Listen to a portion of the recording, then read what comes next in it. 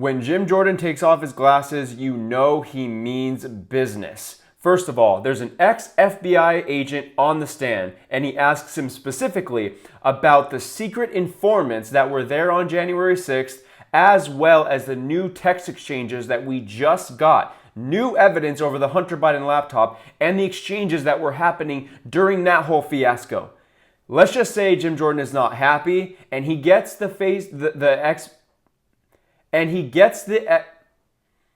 FBI agent to admit that their behavior, the FBI's behavior, was very problematic. This is a great clip. I want you to take a look at this. Before we get into it, my name is Clayton Kearns from Trending Politics. Make sure to subscribe to this channel. It helps us out so much, and like this video if you want more videos like this.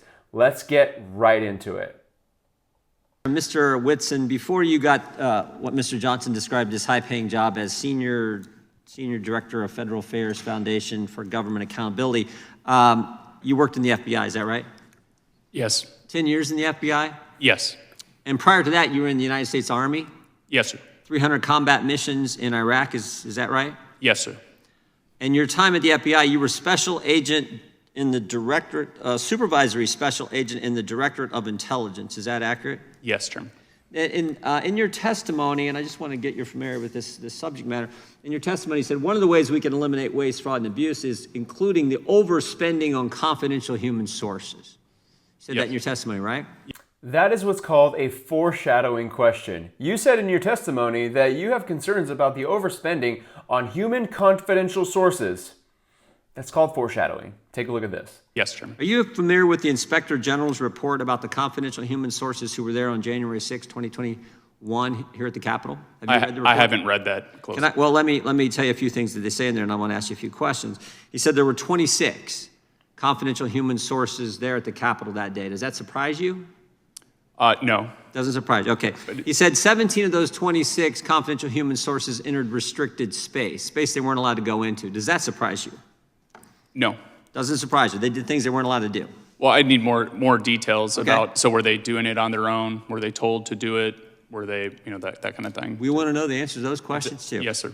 4 of them went inside the Capitol, and 2 of the 4 who went inside the Capitol were specifically asked by the FBI to be there that day for this. Does that surprise you? Not necessarily. Not necessarily. But I need to know more facts. And does it surprise you that any of them, none of these individuals, to our knowledge, were charged with anything? No, I mean, if they were tasked to be there. Okay. I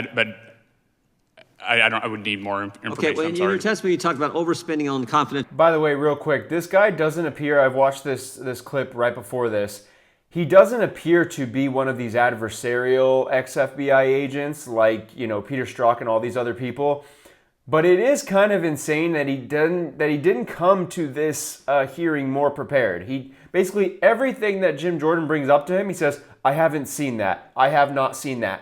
How do you go in front of Congress and not having read the relevant materials? How do you know nothing about this? Or do you know nothing? I don't know. Potential human sources, do you believe, is it likely these 26 were being paid by the FBI at the time they were doing this? I think that's, if they're a confidential human source that's actually on the books, then it's highly likely that they were paid. Highly likely they're being paid. If they were tasked to do that. Even if they weren't specifically asked to be there that day? You think there's likely they were paid? So if they weren't asked to be there, I think usually they're giving us like a lump payment periodically, so it wouldn't be for a specific tasking necessarily. It'd be hard to answer that. Are you familiar with what was released here earlier this week, the text communications between FBI agents regarding October 14th, 2020 New York Post story on the Hunter Biden laptop? Here is where the new evidence comes in about the text exchanges. It is crazy. It is crazy. Take a look at this. You had a chance to review those? I haven't seen those text messages. Let me just read a couple to you here. It says, nobody on the call is authorized to comment on the New York Post story. Twitter is treating this as disinformation. I just want to read something that took place earlier that day. The way this day worked is the story came out. That day, Elvis Chan, a guy with the FBI, is meeting with the tech company, something he did on a regular basis in the run-up to the 2020 presidential election. At that meeting, someone asked, hey, there's this New York Post story. Is the laptop real? And we know this took place because we deposed Mr. Brady Olson, and he gave us this information. And he said when that question was asked, the response was, yes, the laptop is real. Then we get these text messages, which we didn't have before, we just got them this week, these text messages which relate what happens after that. So the FBI has confirmed to Twitter at a FITF meeting on October 14th that the laptop is real. And then we have these text messages back and forth where they says no one is authorized to comment further. Twitter is treating this as disinformation. You find that troubling that the FBI knew something was real, confirmed it at a meeting, then changed their story and went to no comment, no further comment, and allowed the tech companies to run with the idea that this story was disinformation? Yeah, I do think that's problematic, and I do think the relationships that they tried to build with members of the FBI with these other organizations were problematic. Yeah, and the ranking member said, oh, the Republicans want to say the FBI was political, and what really wasn't the case. If this is not political, I do not know what is, because thankfully, I mean, I can't believe what we just witnessed. We actually witnessed someone from the FBI taking accountability. Now, maybe he didn't take personal accountability, but he straight up says that is problematic. As we knew from the get-go, the Hunter Biden laptop was real. Big tech sought to censor the story because they knew it was going to hurt Biden just weeks before the election.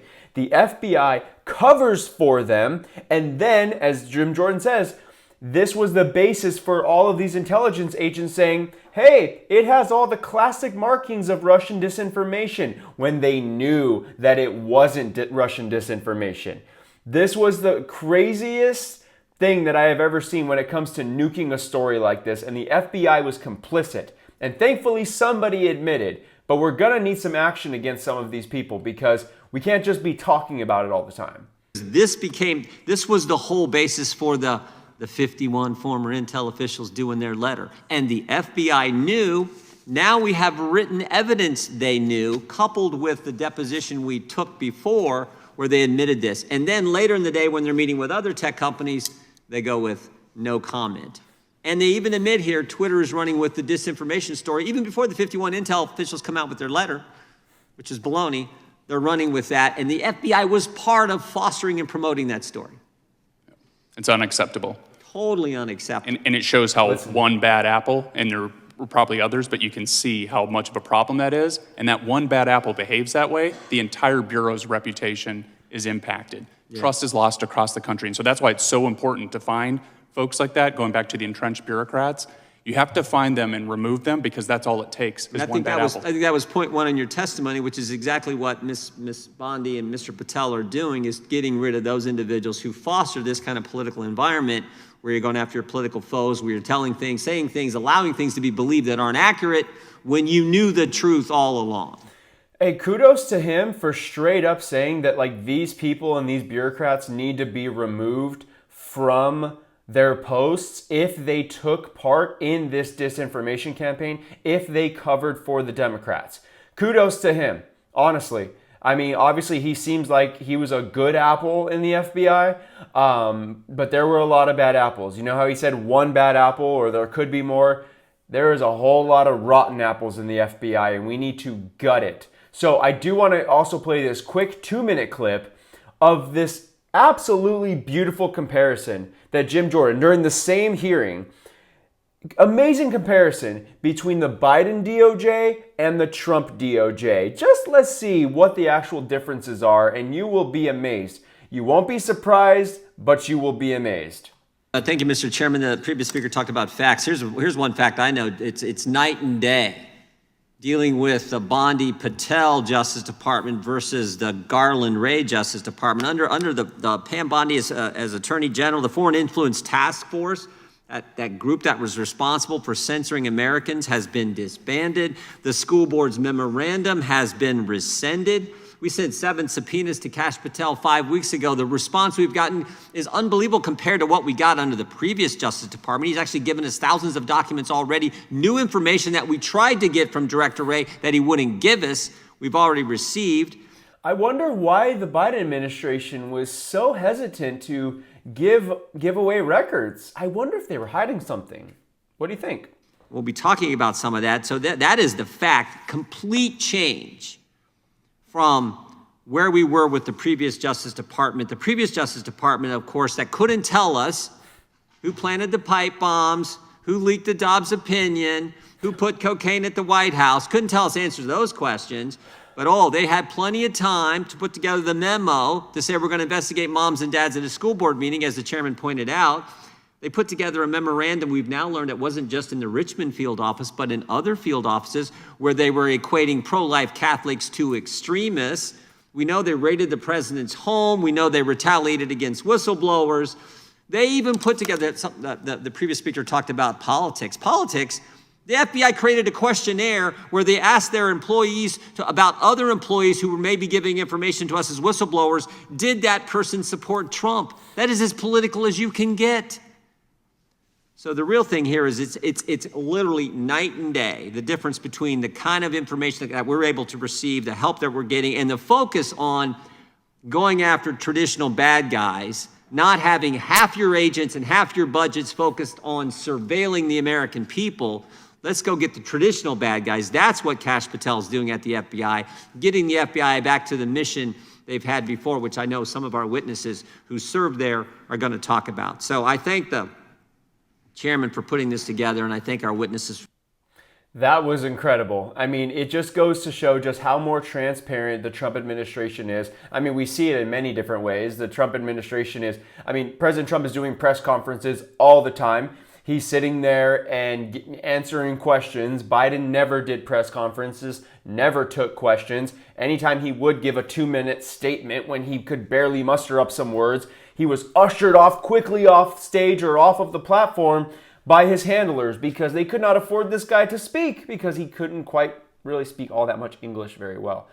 Anyways, if you like this video, if you support Jim Jordan and his quest for the truth, comment below and subscribe to the channel if you haven't already, and let me know what you think about this statement by the ex-FBI agent admitting that the FBI took very, very despicable actions and very questionable actions, whether it was January 6th or whether it was a Hunter Biden laptop. Talk to you soon.